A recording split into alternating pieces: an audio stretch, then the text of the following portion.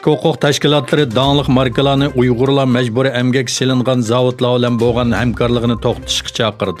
Muhofizat gazetining xabar qilishicha, Xalqaro qulluqqa qarshi turish tashkiloti, ishchilar huquqlari birlashmasi va Uyg'ur kishilik huquq qurilishi qatorliq 180 dan ortiq kishilik huquq tashkiloti Uyg'urlarning zavodlarda majburiy emgak silinishi haqida o'rtaq bayonot e'lon qildi. Bayonotda tashkilot Adidas, Moji, Calvin Klein qatorliq dаңlıq markalarni o'z ichiga olgan dunyoviy shirkatlarni Uyg'urlar majburiy emgak silingan zavodlarni ta'minlash zanjiridan chiqarib etishga chaqirdi. Bayonotda Sharq Turkistondagi majburiy emgak sistemasining 2 dunyo urushidan buyon bir etnik va diniy osonlik uchirgan eng chong kishilik huquq tajovuzchiligi ekanligi ta'kidlangan bo'lib, oldingi qatordagi kiyim-kechak va texnika shirkatlarining rayondagi kishilik huquq tajovuzchiligiga sherik bo'lganligi bildirilgan. Bayonotda qarashlari o'ttirg'i qo'yilgan Xalqaro qulluqqa qarshi turish tashkilotining boshlig'i Kransun dunyo miqyosida har 5 to'qilma buyumdan birining Uyg'urlar majburiy emgak silingan zavodlardan kelgan xom ashyoni ishlatganligini aytdi.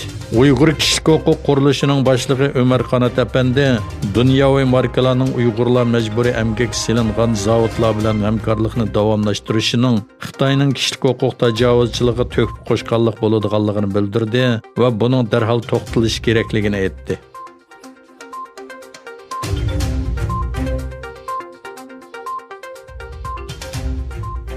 Xitoy taratqullarining 21-iyul xabar qilishicha, Xitoyning Qinxay o'lkasi Golmut shahridan Sharq Turkistonning Korli shahriga bo'lgan Golmut Korli temir yo'li liniyasi rasmiy tamomlangan.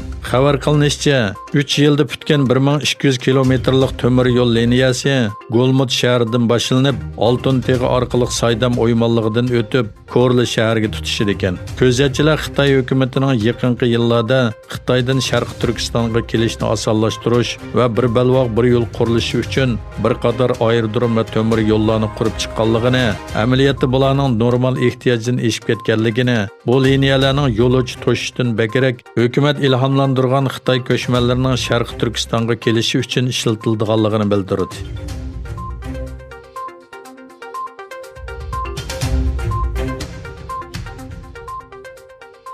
Amerika prezidenti Donald Trump taqilishi talab qilingan Houston konsulxonasidan boshqa Xitoyning boshqa konsulxonalarini taqash mumkin dedi.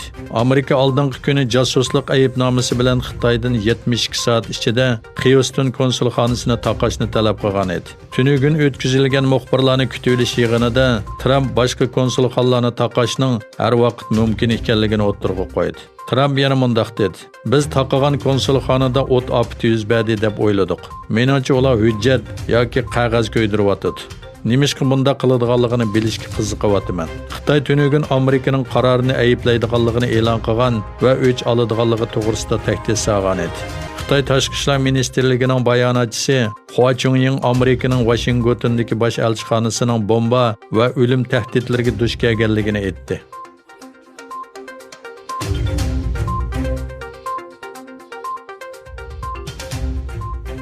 Amerika Tashqi ishlar ministri Mike Pompeo Kaliforniyadagi Richard Nixon prezident kutubxonasi va muzeyda qilgan so'zida Xitoy prezidenti Xi Jinpingni yemirilgan mustabid ideyasining mastonasi deb tasvirladi. Mike Pompeo mundaq dedi: "Xitoy Kompartiyasi har qanday chet el dushmaniga qaraganda Xitoy xalqining samimiy ideyasidan bekerak qo'rqadi. Amerika Xitoy xalqi bilan hamkorlashishi va ularni kuchaytirishi kerak." Pompeo Xitoy masalasida Amerika bilan bir nuqtada turadigan davlatlar haqida biz dunyodagi erkin davlatlar bo'lish sifatimiz bilan cho'qim Xitoy Kommunist partiyasining harakat usuliga qarata texmo ijobiy va ulug'vor yo'llar tepishimiz kerak. Beijing hukumatining harakati xalqimiz va baxt saodatimizga tahdid solayotdi dedi. Pompeo Xitoy bilan bo'lgan hamkorlikning boshqalarga o'xshamaydiganligini ta'kidlab mundaq dedi: "Eng yaxshi misol Huawei. Biz Huawei'ni bir telegraf shirkati deb qarashni to'xtatdik. Hozir biz uni davlat bexatarlik tahdidi deb qaraymiz va shuningga asosan harakat qilamiz." Pompeo Xitoyga qarshi texmo kuchli tadbirlarni qo'llanishga boshlaganligini aytib mundaq dedi: "Dal shu paytda biz Houstondagi Xitoy bosh konsulxonasini taqadik. Chunki u josuslik va bilim mulk huquqini o'g'irlash markazi sifatida ishlatilgan."